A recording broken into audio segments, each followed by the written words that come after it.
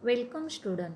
Before this in 11th standard we studied that topic wave, and in wave topic we studied how the wave can be formed and some characteristics of wave, types of wave. In these topics we can determine wave, light is a terms of wave, and we studied some wave nature of light. And also in 11th standard we studied that light is the form of ray. We studied the ray nature of light, and we studied reflection, refraction of light. In 11th standard we studied that when ray of or light can be travel in a straight line through a uniform and homogeneous medium, the path of light is called as ray of light. And when light can be travel through a homogeneous medium, it can be reflect, it can be refract. That is, when light can be travel in a homogeneous medium and it can be strike any surface or boundary of two media, then this light can be incident on this surface and then reflected again in the first media. If we draw a normal at the point of incidence, then we can determine there is a two angle. One is the angle of incidence, that is called as I, and another is called as angle of reflection. In this case we can determine reflection of light, and in reflection of light we can determine incident light, reflected light, and point of incidence. All these three lie in a same plane. Also, angle of incidence is exactly equal to angle of reflection, which are studied in 11th standard. Also, we can study another term in 11th standard, that is refraction of light. Refraction of light, when path of light or ray of light travel from one media to another media. Suppose this is one media, this is another media. Suppose it can be travel from one media to another media. Ray of light can be incident on a boundary of two media, and it changes its path when it can be incident. Suppose it can be changes path at, if we draw a normal at the point of incident, sometimes the ray of light bend toward the night normal, there sometimes ray of light bend away from normal. It can be depends on light can be travel from rare media or denser media. That is, there is the two types of media. One is a rare media and another is a denser media. From this we can determine refracted ray, incident ray, and point of incidence. All these three are lie in a same plane. And another thing we can determine, that is Snell's law. That is, this is the angle of incidence I, this is angle of refraction R. That is, we can determine in Snell's law the N2 upon N1. N2 is the N1 and N2 are the, we can determine N1 and N2 are the refractive index. Then we can determine here N2 upon N1 is equal to sine I upon sine R. That is the, we can determine, this is called as Snell's law. In Snell's law we can determine N2 upon N1 is equal to sine I upon sine R. That is, N1 sine I is equal to N2 sine R. That is the Snell's law. Also we can determine some spherical mirrors, that is concave mirror, convex mirror, reflection, refraction can be light through prism. Also, what is the formation of shadows? Also, we can determine position and nature of image depend on position of object, focal length of mirror. In 11th standard, in this topic we can determine light can be travel in a different form. That is, one is a the nature of light can be travel in a different form. Another one is the, we can determine nature of light travel in a corpuscular nature.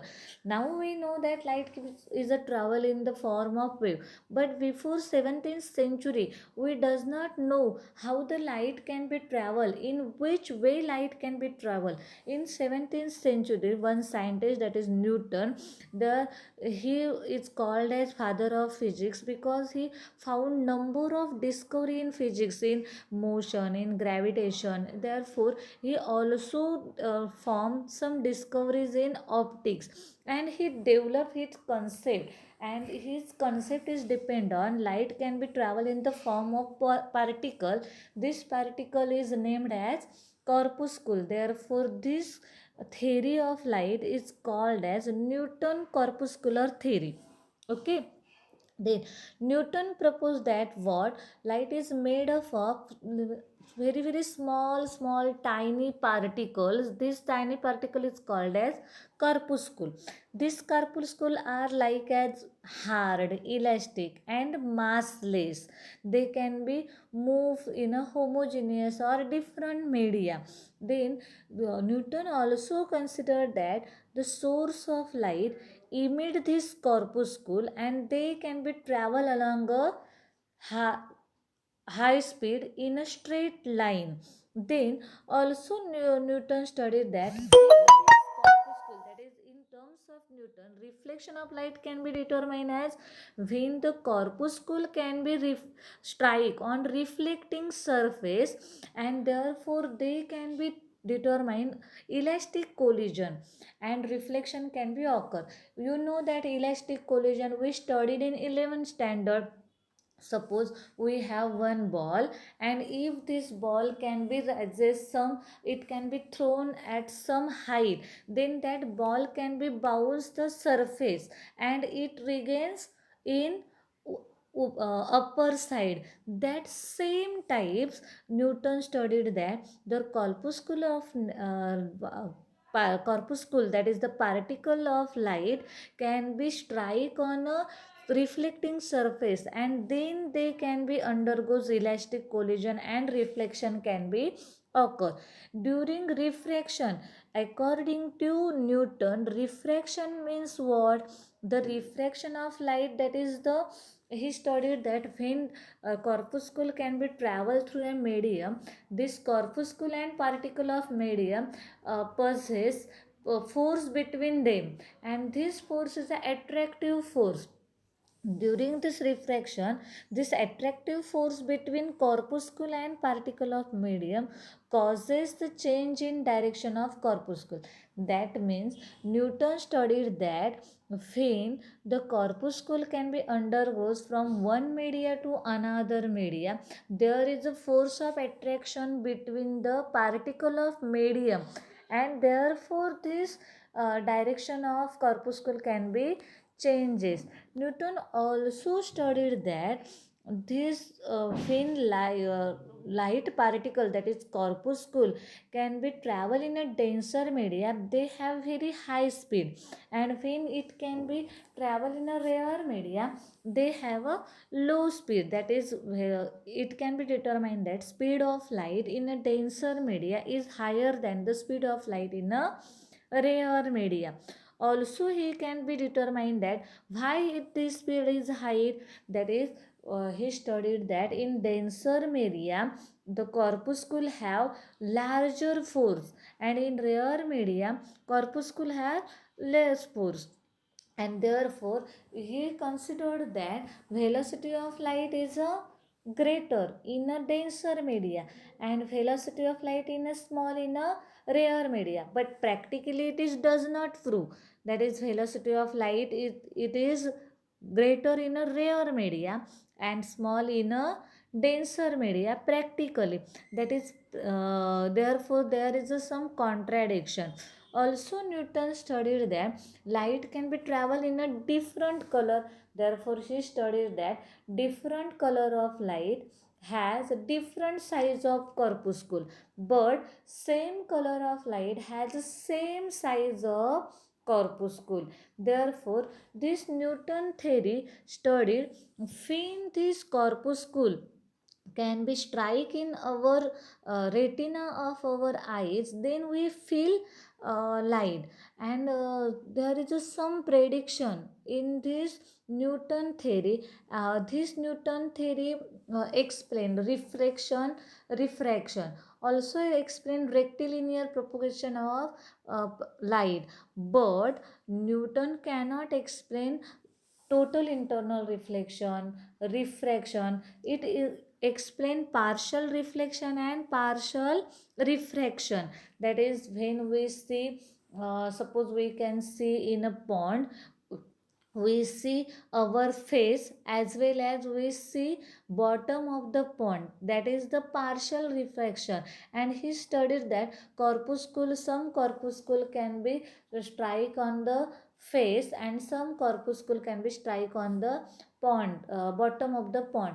And therefore he studied briefly partial nature of the reflection and refraction, but he cannot explain some another properties of light.